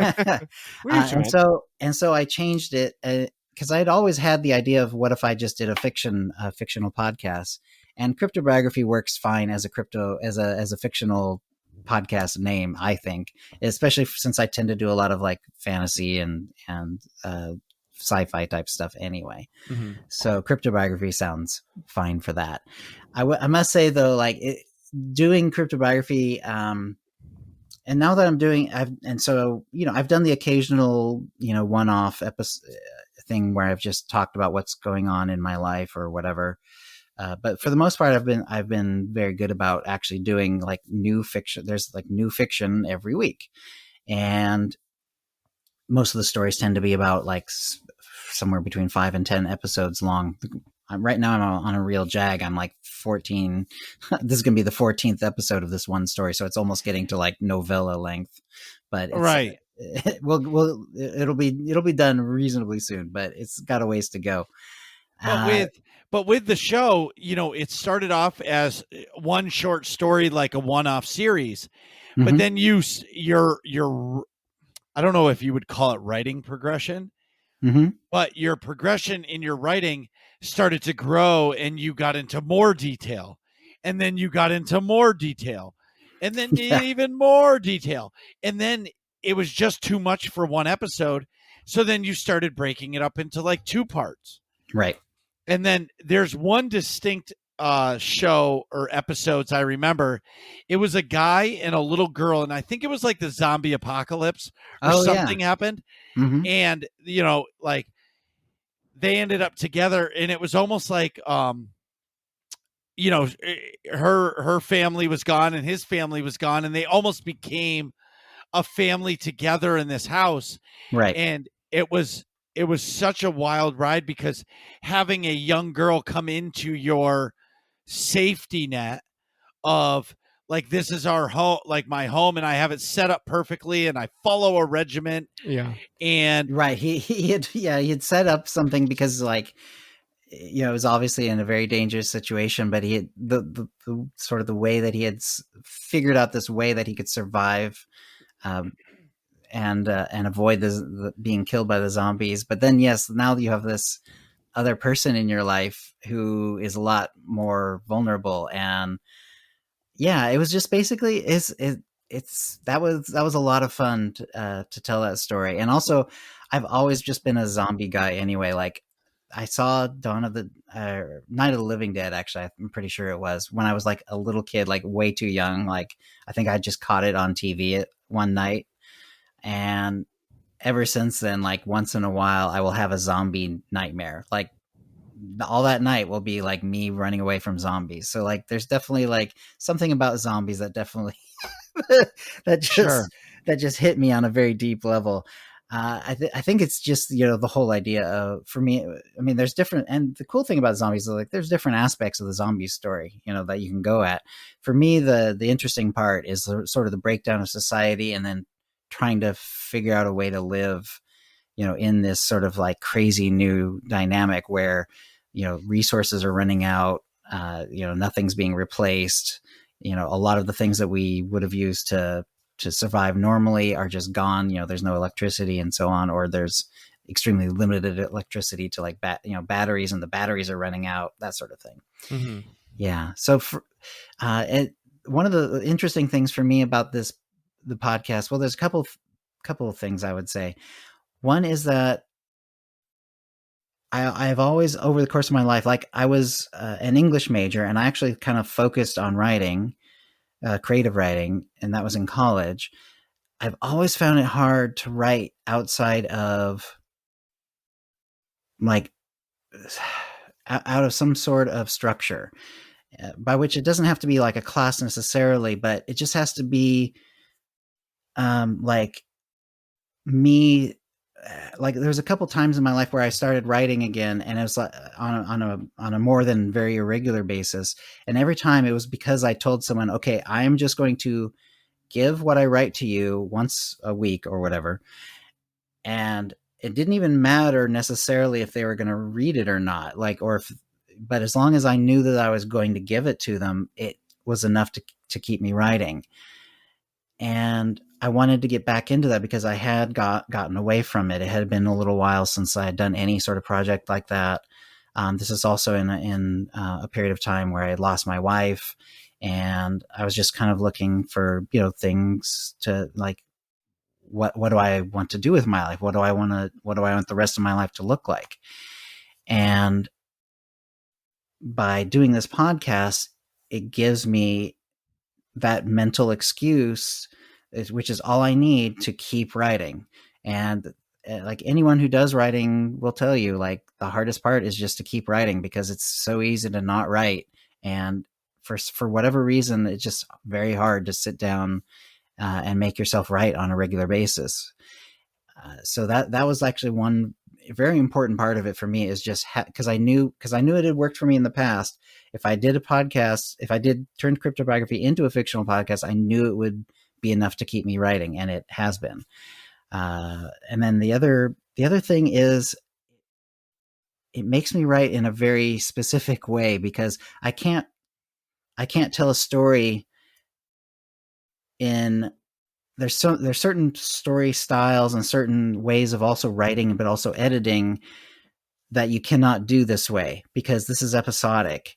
And this is how a lot of the great, like, 19th century novels were written, like Dickens basically wrote almost all of his stories by writing a chapter, and then it would get published in a magazine, and then he read another chapter and it would get published in a magazine.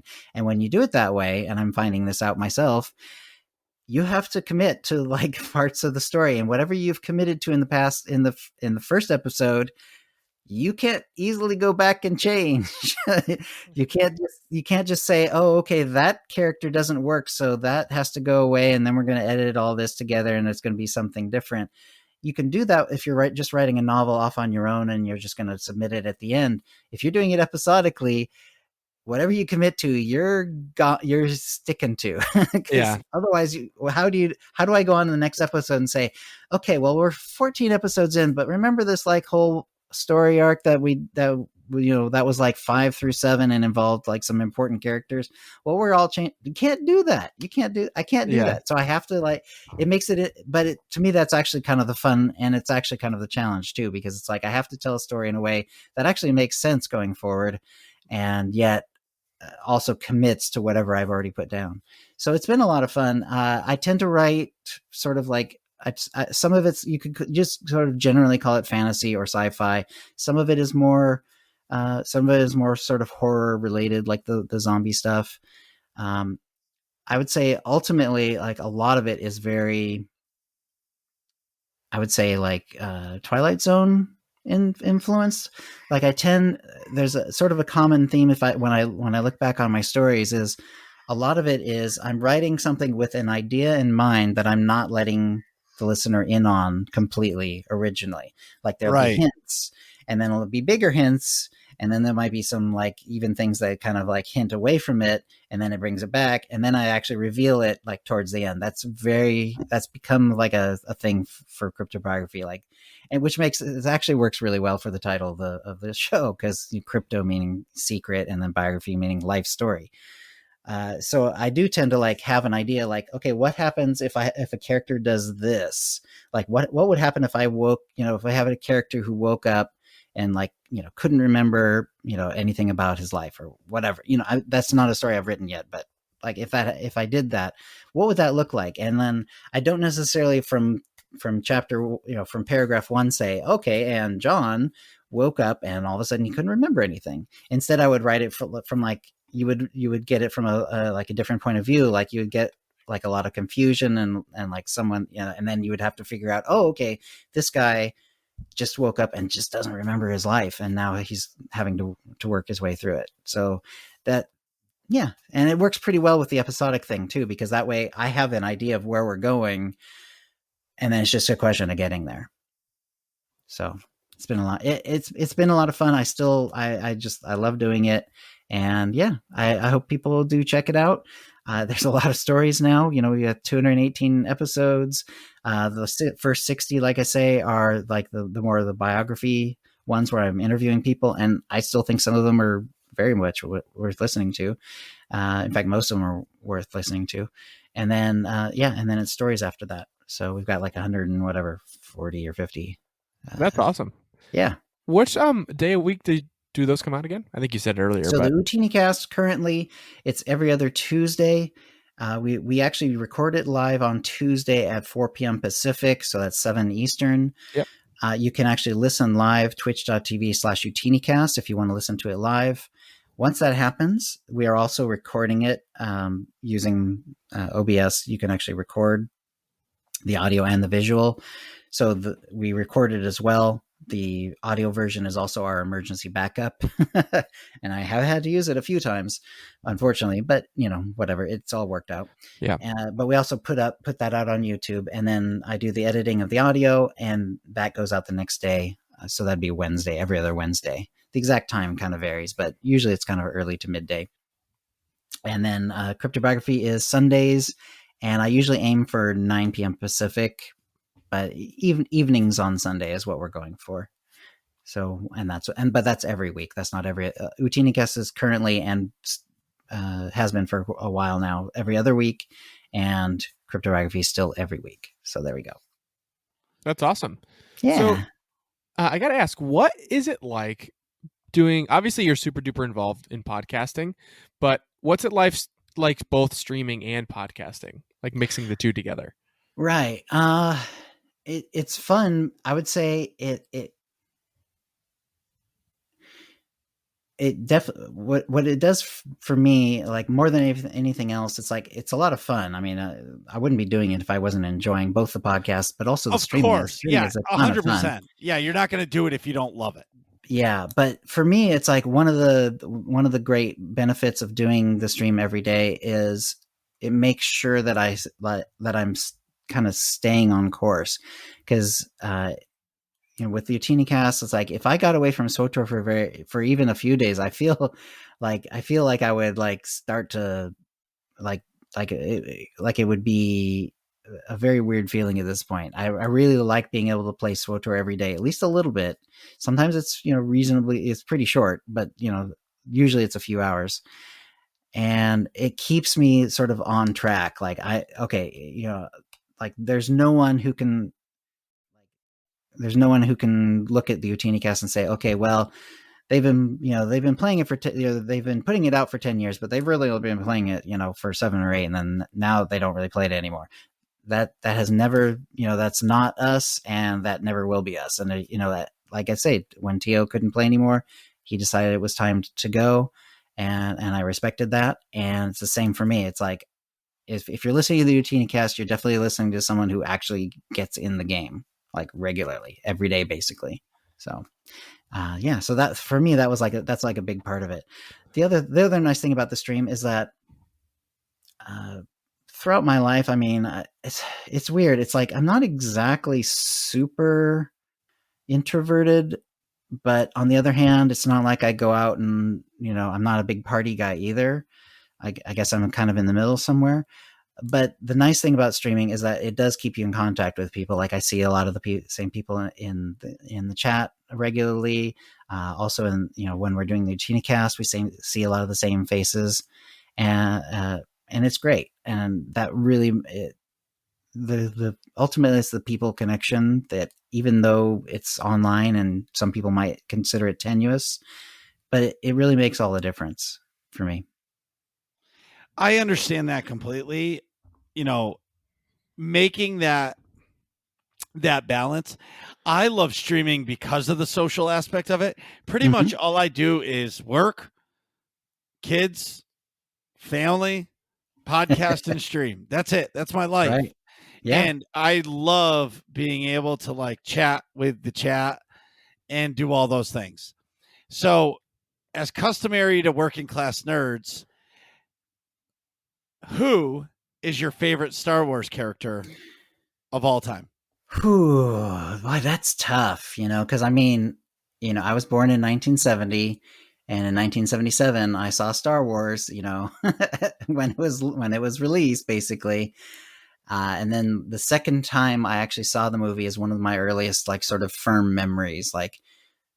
from that period of time, especially since a couple years after that, we actually moved away from, I was born in San Jose, California, and we ended up moving to Idaho.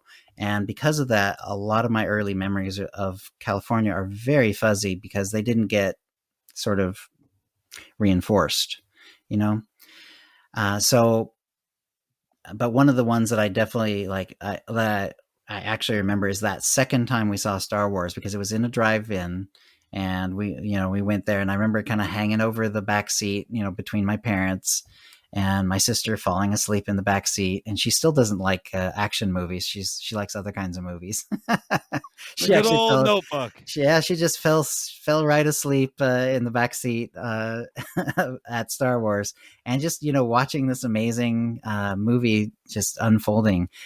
And it's still an amazing movie. Because of that, it's like, even though there's a lot of great characters later on, I still go back to the original trilogy. And especially, I think, even though the original Star Wars is great, I think Yoda really does it for me. Like, I really, I appreciate like how, because he is a mentor character, but there's, especially in Empire, there's a lot of play, like especially when he's meeting Luke, but he's not telling him who he is.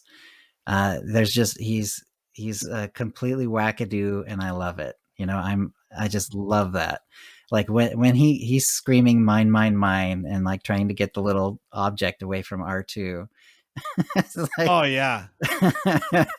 Yeah. I mean, there's even that great meme recently. It's like, it's like Yoda and Dooku, and it says, show me the best Yoda fight, and then it's like Yoda and the Emperor. No, I said the best Yoda fight. And then it shows, Yoda and R2, and he's beating him with his stick. Right. Yeah. So yeah, I would say Yoda, great character, and really held up.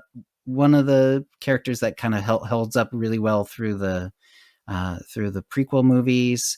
I really liked him in Last Jedi as well, with his his bits about the greatest teacher failure is. So yeah, that's a great answer.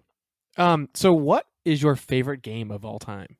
I think I might be able to guess. Yeah, well, exactly. I mean, I basically, I've played, other than, some phone games and stuff like that. I mean, and I've tried my hand at a few other games, as well, here and there, and I certainly played a hell of a lot of WoW, and I like the original KOTOR, but I mean, SWTOR is special to me. It really is.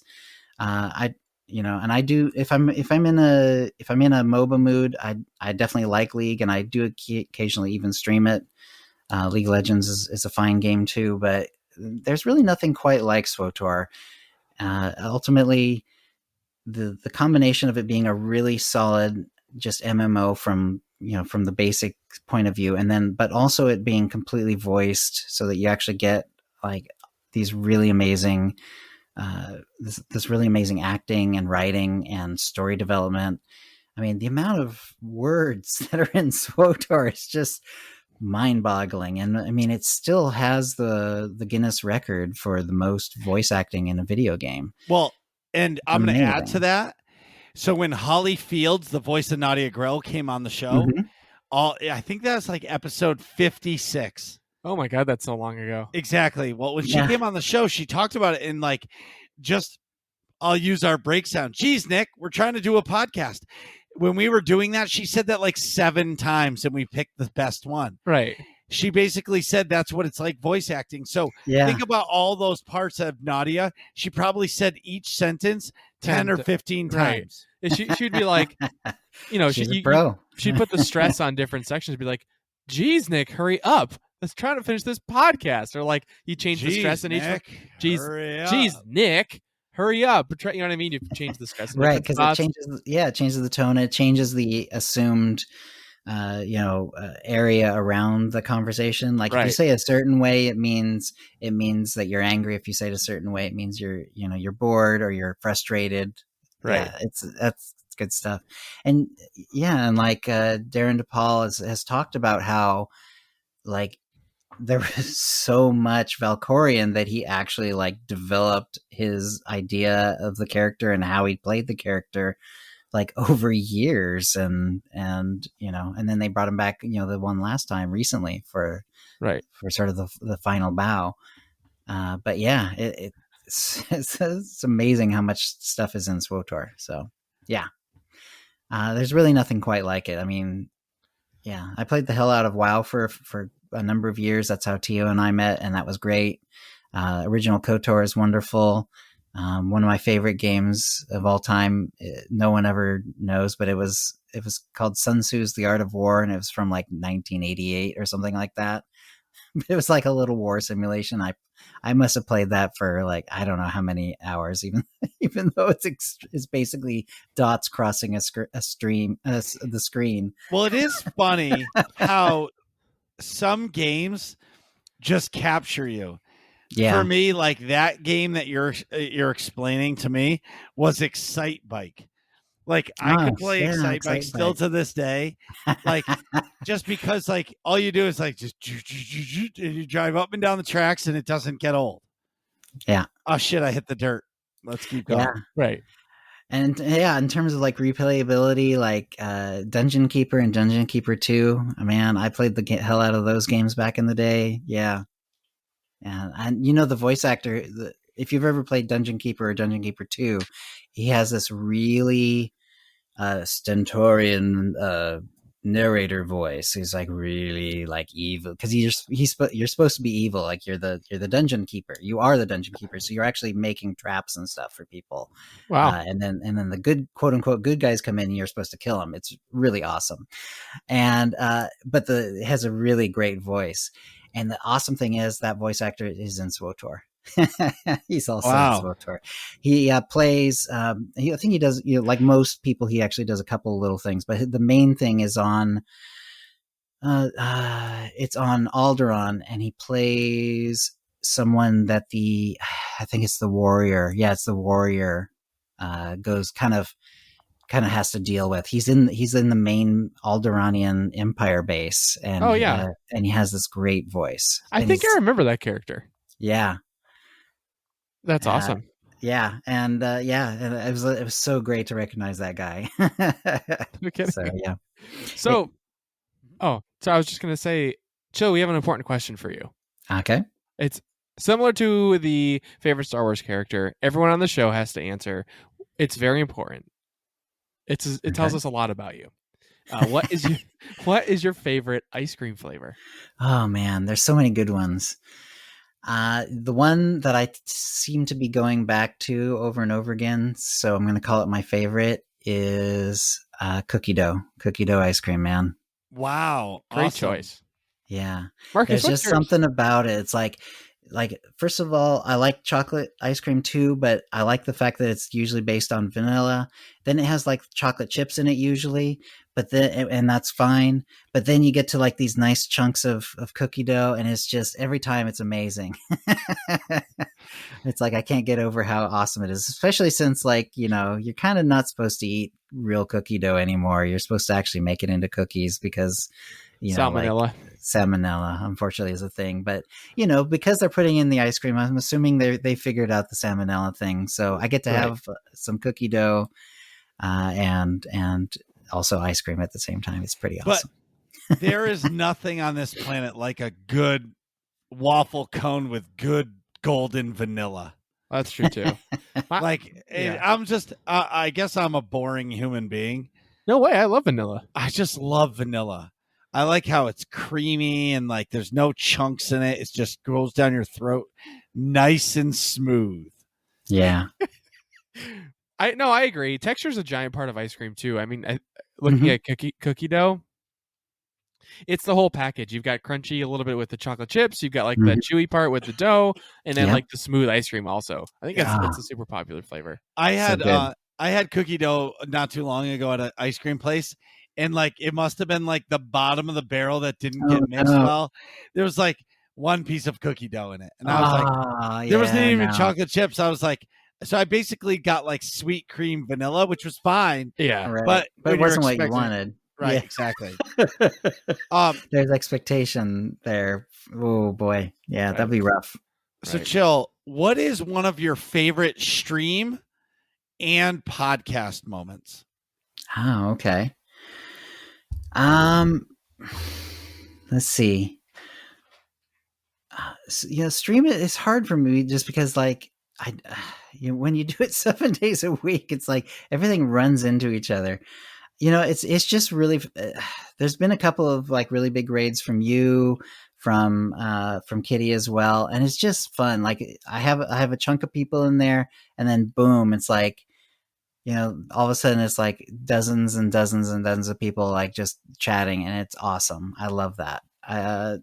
Yeah, and then you have to decide, like, okay, are we going to do something different now? Are we going to like stick to the same thing? Because like like a bunch of people just came in, so like, do you want to switch to and do like Galactic Starfighter, or or keep doing the story but fill in people in what you're doing? Because I'm often doing like weird cosplay things where like the character can't do certain things or has to do certain things. And anyway, yeah, that's always fun. So that's kind of, I know that's not quite as specific as you're looking for, but that's what I'm going to go with. Okay. And for podcasts, I would say the moment, it was actually a couple of episodes like overall, but like this is when Tio and I were on the show, we're doing the show, and then we had Doc on, and we helped him get his get word out about the dissertation, about his dissertation, exactly. And we actually helped him get he literally had like, because you have to have like 50 or so to have any kind of like because the other people who are doing psychology dissertations, we're also doing the similar sorts of things where they have to, you have to have a certain number of people answering your questionnaire or whatever it is in order to have any sort of validity statistics wise. Mm-hmm. And so most people are like barely getting what they needed for any sort of statistical validity, and he had like 10 times as many people answer his question, and then he came back, and then we discussed all the different things that he had found, and it turns out like people just get on, and then they just like do outfitter, and that's like, that turns out like that's a huge thing. Like, you don't, as like an old style gamer, I don't really as much fun as I have like dressing up my characters, and obviously I do cosplay characters, it blows me away, like how for how many people that is just the main thing about SWTOR. Like going in and putting on different outfits is like huge, or decorating their strongholds to match their characters and whatever is huge. And and then learning like different things about how different personalities and how they go into the game with them. Yeah, it was that whole process was just fascinating for me, and it was really really exciting to see like the Ootinicast folks just diving on this and getting and helping him out, and it was really cool. That was awesome. So, where can people find you, Chill? Right. Well, I spend mostly I'm a Twitter guy. I do a little bit on Facebook, and that's also where you can find the podcast. So it's pretty easy. If you want to follow me personally, it's Brandon L. Starr. But I do tweet out whenever I put out a cryptobiography. It's cryptobiography on Twitter, and then we do Ootinicast as well. That's at Ootinicast, and and it's pretty similar if you actually want to go to a website, it's ootinicast.com, and you can listen to cryptobiography at cryptobiography.com if you do. But most people do listen to it on, podcast listeners, and it's on Apple Podcasts, which means it's automatically on like 4 other services as well. So it's probably on whatever one you're on, but if you can't find it on that one, for sure, it's definitely on like Apple Podcasts and some of those big ones like that. What are you guys talking about in here? Find out next episode of Working Class Nerds.